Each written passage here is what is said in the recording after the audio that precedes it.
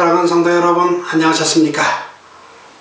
우리가 크리스마스를 맞아요. 또한 우리가 즐겁고 행복한 가족과의 만남이 있었으면 참 좋겠고, 또한 하나님께 우리를 위하여 구주를 보내신 하나님께 감사하는 그런 날이 되었으면 좋겠습니다. 이제 우리 기도하시면서 예배 시작하겠습니다. 고마우신 아버지, 저희들에게 예수 그리스도를 이 땅에 보내주셔서 저희들로 하여금 죄된 우리가 예수님을 통하여 구원을 얻을 수 있도록 축복하신 것 인하여 감사합니다. 이제 크리스마스를 맞아요 우리로 하여금 다시 한번 하나님과 또 예수 그리스도께서 감사하는 마음, 또 우리를 돌아보는 귀한 시간 되게 해 주시옵기를 예수님의 이름으로 기도합니다. 아멘. 오늘은 구주에서 태어나신 예수님이라는 제목으로 함께 은혜를 나누겠습니다. 말씀을 나눈 그 성경절은 우리 누가복음 2장 7절에 있는 말씀, 맏아들을 낳아 강보로 싸서 구유에 누였으니 이는 사관에 있을 곳이 없음이러라 하는 말씀을 통하여 우리가 예수 그리스도가 이 땅에 오신, 아기 예수로 오신 것을 우리에게 다시 한번 생각해보고 감사하는 마음이 여러분과 저에게 충만하게 되기를 바랍니다. 구약성경 이사야 9장 6절에 이런 말씀이 있습니다. 이는 한 아기가 우리에게 낳고 한 아들을 우리에게 주신 바 되었는데 그 어깨에는 정사를 메었고 그 이름은 기묘자라, 묘사라, 전능하신 하나님이라, 영존하시는 아버지라, 평강의 왕이라 할 것임이라 라는 말씀이 있습니다. 이 말씀에 의하면 전능하신 하나님이시고 영존하시는 아버지이신 분이 이 땅에 남자아이로 태어날 것을 예언하고 있습니다. 그런데 그 아기가 평강의 왕이 될 것이라고 하였습니다. 선지자 이사야는 오시는 왕을 묘사하면서 이 땅에 있는 그 어떤 통치자에게도 붙여지지 않은 용어를 사용하고 있는데, 또 다가오는 평화로운 시대의 모습을 위대한 평화의 왕이 등장하는 놀라운 예언으로 마무리하고 있습니다. 그러나 평화는 사람의 노력만으로는 이 땅에서 절대로 이루어지지 않는 것을 여러분도 잘 아실 것입니다. 여기에 언급된 표현들을 완전하고 적절하게 사용할 수 있는 분은 오직 한 분 외에는 없으며 그분은 바로 그리스도이십니다. 우리는 세상의 구주와 오시는 왕을 묘사하는데 그 사상의 높음과 표현의 아름다움, 그리고 감정의 강렬함을 성경에서 이보다 더 잘 나타낸 곳을 찾을 수 없습니다. 이사야는 이 용어들을 기록할 때에 영광의 주님에 대한 이상을 보았음이 틀림없습니다. 다른 구약의 기자들이 그랬던 것처럼 하나님의 손이 그 위에 있었으며 천사가 그의 펜을 지도하였습니다. 한편 시편 110편에서 그리스도는 오실 왕으로 제시되었는데 그는 멜기세덱의 반차를 좇아 영원한 제사장이 되실 분이며, 또 시편 2편에서는 그분은 철장으로 열방을 깨뜨리실 분으로 표현되어 있습니다. 그리고 또한 시편 45편에서는 주의 보좌는 영영하며 주의 나라의 홀은 공평한 홀임을 나타내고 있습니다. 성자인 예수님은 성부 하나님과 같은 하나님이십니다. 그는 영원부터 아버지 하나님과 함께 계신 분이셨습니다. 그리고 아버지 하나님이 영존하시는 것처럼 그리스도도 그러합니다. 이사야가 그분을 아버지라고 부른 것은 그분이 모든 인류에게 특별한 의미에서 아버지 곧 사랑과 세상의 창조주이시기 때문입니다. 아버지란 말 이외의 어떤 단어도 자녀들을 향한 예수님의 사랑과 관심을 그렇게 충만하게 표현하지 못합니다. 그리스도가 통치할 때 그분의 백성을 아버지처럼 통치할 것입니다.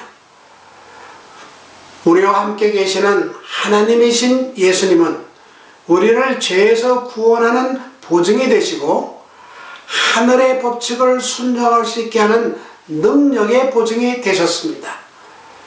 그리스도께서는 자기를 낮추시고 인성을 취하심으로써 사단의 품성과 정반대되는 품성을 드러내셨습니다.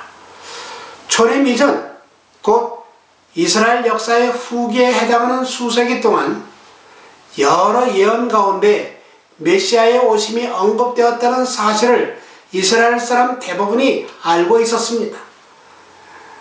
내가 나의 종이 되어 야곱의 지파들을 일으키며 이스라엘 중에 보존된 자를 돌아오게 할 것은 오히려 경한 일이라. 내가 또 너로 이방의 빛을 삼아 나의 구원을 베풀어서 땅끝까지 이르게 하리라.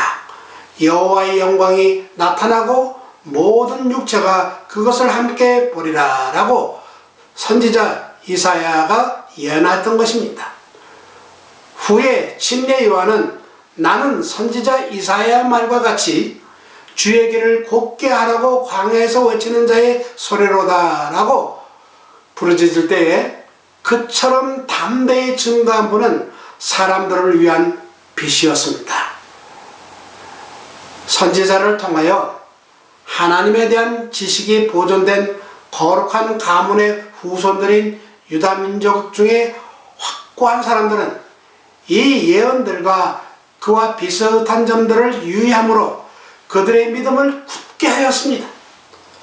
그들은 말할 수 없는 기쁨으로 어떻게 여호와께서 그에게 기름을 부으사 가난한 자에게 아름다운 소식을 전하게 하시고 마음이 상한 자를 고치며 포로된 자에게 자유를 또 갇힌 자에게 노임을 전파하며 여호와의 은혜의 해를 선포하게 하실 것을 읽었습니다.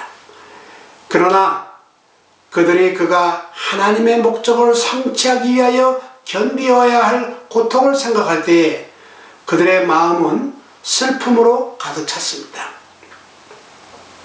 그런데 그들은 그들의 메시아가 베들레헴에서 탄생할 것도 알고 있었습니다. 베들레헴 에브라다야, 너는 유다 족속 중에 작을지라도 이스라엘을 다스릴 자가 내게서 내게로 나올 것이라. 그는 그의 근본은 상고의 태초이니라 라고 미가서 5장 2절에 말씀하고 있지 않습니까? 그리스도의 초림 당시에 거룩한 성 예루살렘의 제사장들과 서기관들은 이미 하나님의 말씀을 위탁받았으므로 시대의 징조를 분별하고 허락된 분의 오심을 선포했어야만 하였습니다. 선지자 미가의 예언은 그분의 출생지를 분명히 알려주었고 또 다니엘은 그분의 초림의 시기를 분명하게 밝혀주었습니다. 하나님께서는 이미 그런 예언들을 유대의 지도자들에게 주셨으므로 저들은 메시아의 오심이 임박하였다는 사실을 깨닫지 못하고 그 사실을 백성들에게 전하지 못한 것에 대해 핑계할 수 없었습니다.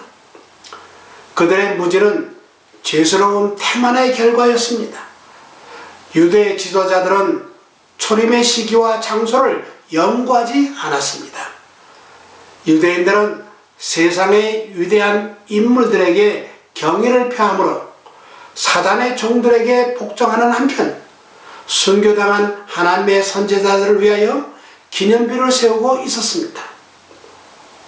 그들은 세속적인 지위와 권력을 장탈하기 위한 투쟁에 몰두하였으므로 하나님의 하늘의 임금께서 주시는 거룩한 영광을 잊어버렸습니다.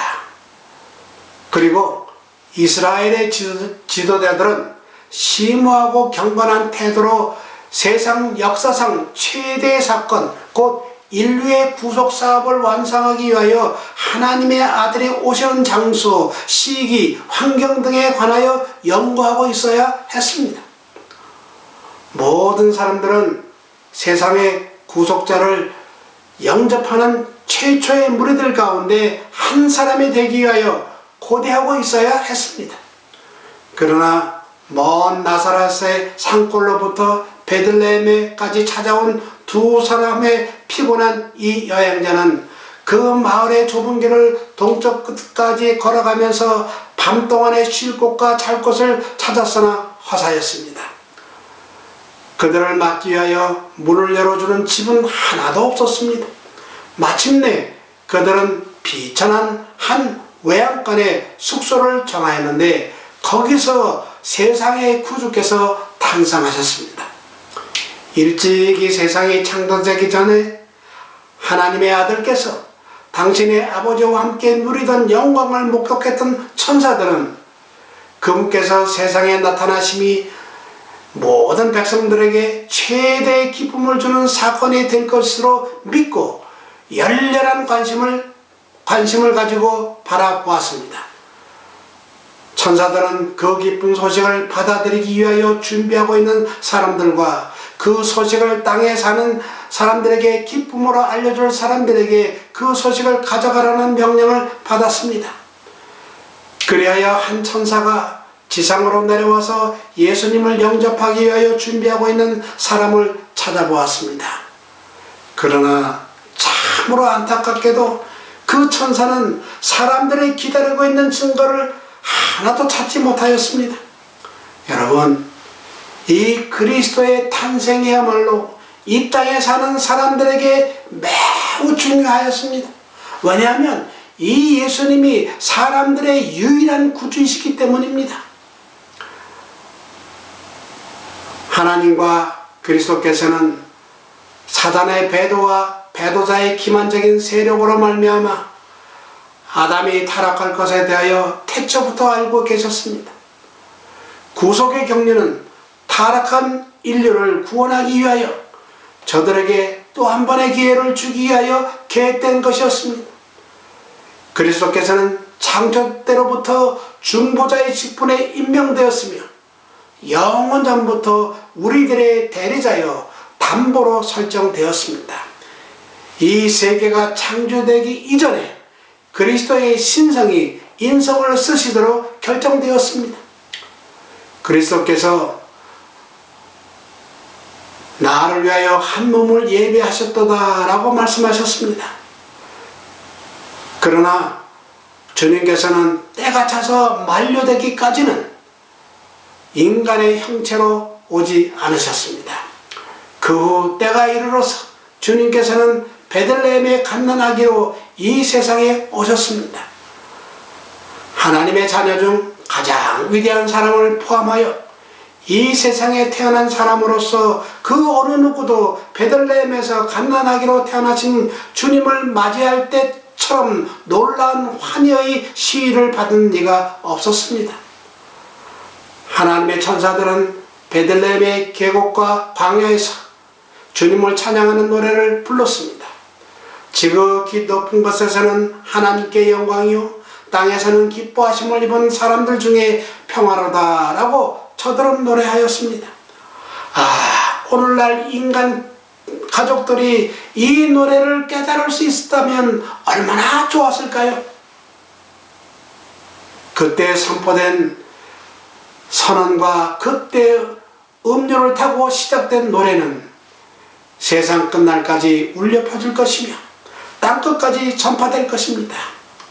그리스도의 탄생은 하나님께 영광이요 땅에서는 기뻐하심을 입은 사람들 중에 평화입니다.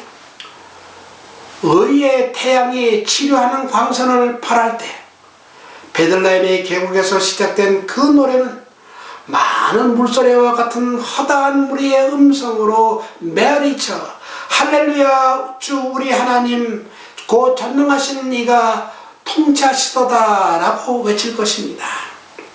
그런데 이 아기 예수가 탄생하실 때 아기 예수를 눕히기에 구유보다 더 천한 곳은 찾을 수가 없었으므로 아무도 자신이 예수보다 경축을 덜 받으며 인생을 출발했다고 말할 수 없을 것입니다.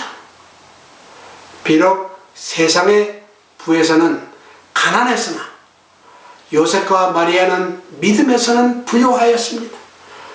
몇 세기 후에 생긴 전성은 베들레헴 근처의 한 동굴을 예수가 탄생한 장소라고 말하고 있습니다마는 그러나 예수의 탄생지는 짐승들이 거하는 보잘것없는 구유였습니다. 일반적으로 화가들의 예수 탄생에 관한 그림에 삽입한 소와 나귀는 이사야 1장 3절에서 연상한 것으로 생각됩니다.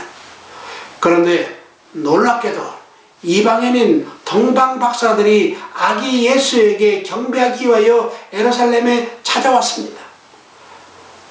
헤롯은 이 박사들을 조용히 만나자고 초청하였습니다.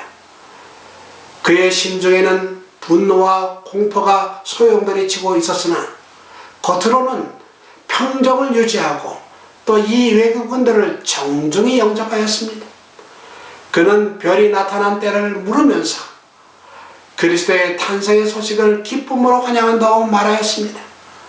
그는 이 방문객들에게 가서 아기에 대하여 자세히 알아보고 찾거든 내게 구하여 나도 가서 그에게 경배하게 하라고 말하였습니다. 그는 그렇게 말한 후에 그들을 베들레헴으로 보냈습니다. 그러나 예루살렘의 제사장과 장로들은 그들이 가장한 것처럼 그리스도의 탄생에 대하여 그처럼 몰랐던 것은 아니었습니다. 천사들이 목자들에게 나타났다는 소식이 예루살렘에 이미 들려왔지만 납비들은 그 소식을 유의할 가치가 없는 것으로 취급하였습니다. 그들 자신들이 예수를 발견하고 동방 박사들을 예수의 탄생지로 인도할 준비를 갖추고 있을 수도 있었습니다. 그러나 이와는 반대로 동방 박사들이 와서 메시아의 탄생에 대하여 그들의 주의를 환기시켰던 것입니다. 그들은 유대인의 왕으로 나신 이가 어디 계시며 우리가 동방에서 그의 별을 보고 그에게 경배하러 왔노라고 말하였습니다. 제사장과 랍비들의 교만과 시기는 빛에 대하여 문을 꽉 닫아버렸습니다. 만일 목자들과 박사들이 전한 소식들이 사람들에게 신임을 받는다면 그들은 난처한 입장에 처하게 될 것이며 하나님의 진리의 해설자라는 그들의 주장이 그릇되었음을 증명할 것이었습니다. 이 학문이 있는 교사들은 그들이 이방인이라고 칭하는 사람들에게 가르침을 받기 위해 자신들을 낮추고자 하지 않았습니다. 한마디로 교만한 것입니다. 그들은 하나님께서 그들을 간과하시고 무식한 자들이나 할례받지 못한 이방 사람들과 교통하실리 만무하다고 말하였습니다. 그들은 헤롯 왕과 온 예루살렘을 흥분시키고 있는 그 소식을 경멸하기로 작정하였습니다. 그들은 그 일이 사실인지 알아보기 위해 베들레헴에 가보려고 하지도 않았습니다.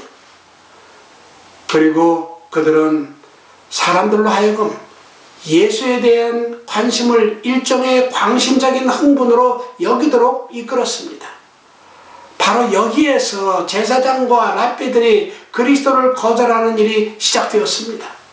이때부터 그들의 교만과 완고함은 구주를 결정적으로 미워하기에까지 자라났습니다. 하나님께서 이방 사람들에게 문을 여시는 동안 유대의 지도자들은 그들 자신에게 문을 닫되 꽉 닫고 있었습니다. 그리하여 박사들끼리만 예루살렘을 출발하였습니다. 그들이 성문을 나설 때에는 땅거미가 지고 있었지만 매우 기쁘게도 그들은 그 별을 다시 보았고 베들레헴까지 인도함을 받았습니다. 그들은 목자들과는 달리 예수의 초라한 형편에 대해서는 아무런 암시도 받지 못하였습니다.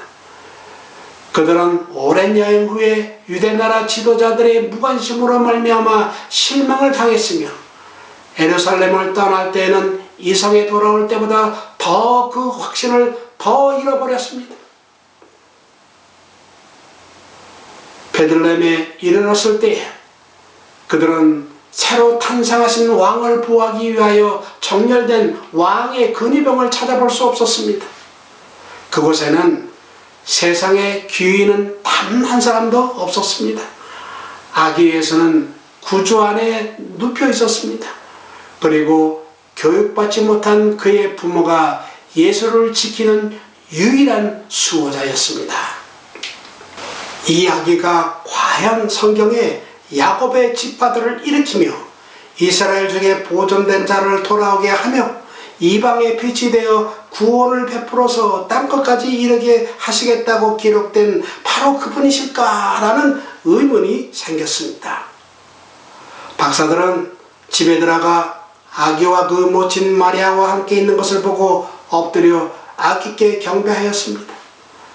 그들은 예수의 초라한 외형 속에 숨어있는 신성의 임재를 인식하였습니다.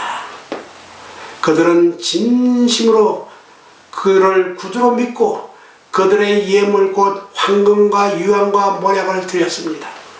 참으로 그들은 훌륭한 믿음을 가지고 있었습니다.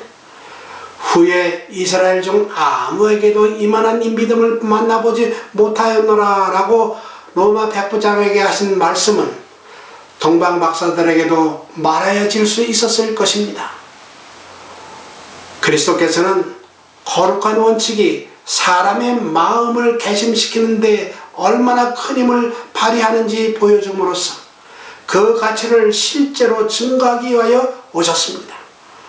또한 그분은 이 원칙들을 전개시키고 적용시키는 방법을 가르치기 위하여 오셨습니다. 당시 사람들에게 있어서는 모든 사물의 가치는 그 외관으로 결정되었습니다. 종교의 내면적인 힘이 쇠잔해짐에 따라 그 외면적인 허식이 상하게 되었습니다. 그 시대의 교육자들은 과장과 허세로 존경을 받으려고 노력하였습니다. 그러나 예수님의 일생은 이 모든 것들과 매우 현저한 대조를 보였습니다.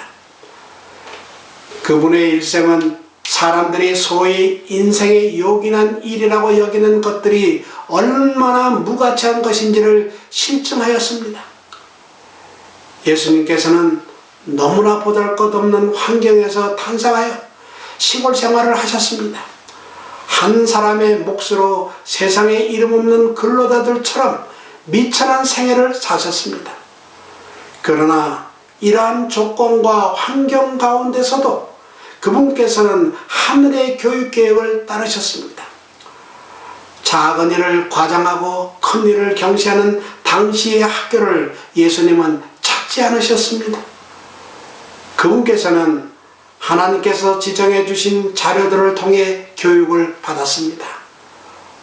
즉 유용한 일, 성경 공부, 천연계, 인생경험 이러한 것들 다시 말해 스스로 손을 내밀고 눈을 떠서 이해하려고 하는 사람들은 누구든지 충분한 교훈을 얻을 수 있는 하나님의 교과서들을 통해 직접 배우신 것입니다. 그리하여 아기가 자라며 강하여지고 지혜가 충족하며 하나님의 은혜가 그 외에 있더라 라고 성경은 말씀하고 있습니다. 이렇게 준비하신 예수님께서는 당신의 사명을 완수하기 위해 나아가셨습니다. 그분은 사람들과 접촉하시는 동안 끊임없이 상대에게 축복과 감화를 끼치고 그 마음을 변화시키는 능력을 가지셨는데 그런 일은 세상에 일찍이 없었습니다. 인간의 마음을 변화시키고자 하는 사람들은 먼저 인간성에 대해 잘 알아야 합니다. 사람의 마음은 동정, 신앙, 그리고 사랑을 통해서만 감동을 받고 향상됩니다. 이런 점에서 그리스도께서는 크신 교사로서의 자격을 구비하셨다고 말할 수 있습니다. 왜냐하면 일찍이 세상에서 그분처럼 인간의 심령에 대하여 완전히 이해한 사람은 없었기 때문입니다. 자기가 시험을 받아 고난을 당하셨은즉 시험받는 자들을 능히 도우시느니라.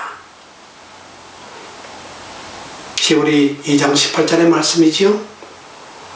그리스도만이 인간에게 닥치는 모든 불행과 유혹을 다 경험하셨습니다.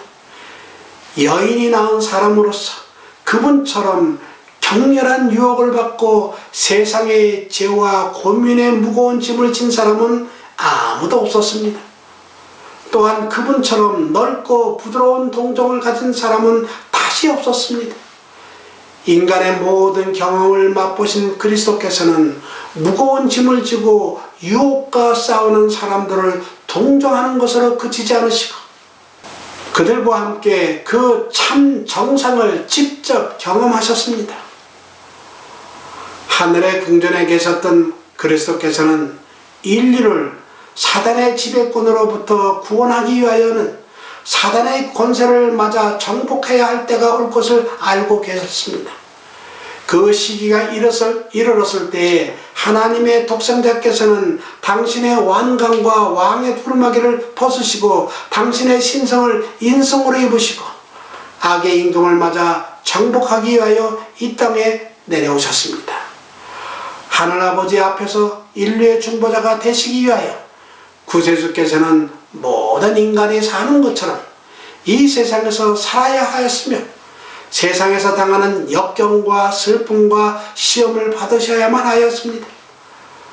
베들레헴의 갓난 아기로서 구세주께서는 인류와 하나가 되셔야 하였고 말구유로부터 십자가에 이르기까지 흠없는 생애로서 그분은 인간이 회개의 생애와 하나님을 믿는 신앙으로 하나님의 은총을 회복할 수 있다는 것을 친히 보여야만 하였습니다. 주님께서는 인간에게 구속하시는 은혜와 죄의 용서하심을 가져오셨습니다. 만일 인간이 충성심을 되찾고 그 이상 더 범죄하지 않으려 한다면 저들은 용서를 받을 것입니다. 하나님께서는 이 세상을 그처럼 사랑하셨기 때문에 당신의 독생자를 주셨으며 누구든지 그분을 받아들이기만 하면 당신의 의로운 생애를 살 수 있는 능력을 주실 수 있습니다. 그리스도께서는 인간이 믿음으로 하나님의 능력을 붙잡는 것이 가능하다는 것을 증거해 보이셨습니다. 따라서 주님께서는 죄인이 회개와 그리스도의 의를 믿는 믿음을 활용함으로 하나님과 화목할 수 있고 정욕을 인하여 세상에서 썩어질 것을 피하여 신의 성품에 참여하는 사람이 될 수 있다는 것을 실증해 보이셨습니다.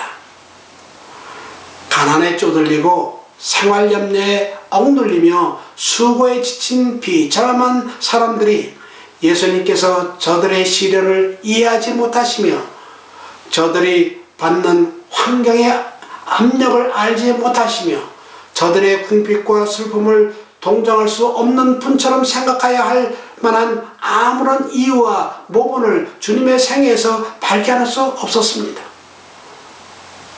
주님의 겸비하신 일상적 생애의 낮은 수준은 주님 자신의 비천한 출신과 환경에 조화되었습니다.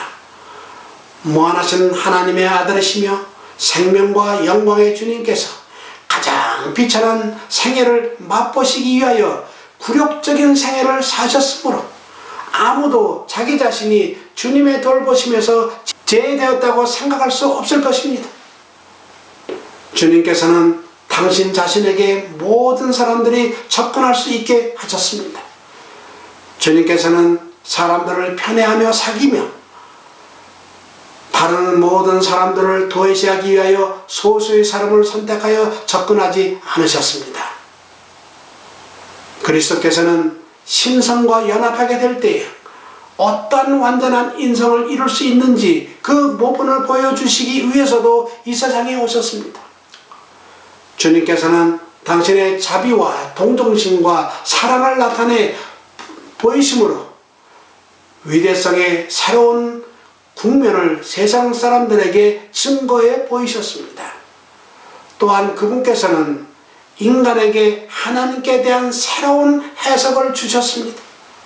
주님께서는 인류의 머리로서 자비와 공의를 회복시킬 의의를 드러낸 거룩한 정부의 원리 가운데 있는 교훈들을 인간에게 가르치셨습니다. 자비와 공의를 화목시키는 일에 있어서 죄와의 어떤 타협도 없었으며 공의의 어떤 주장도 무시되지 않았습니다.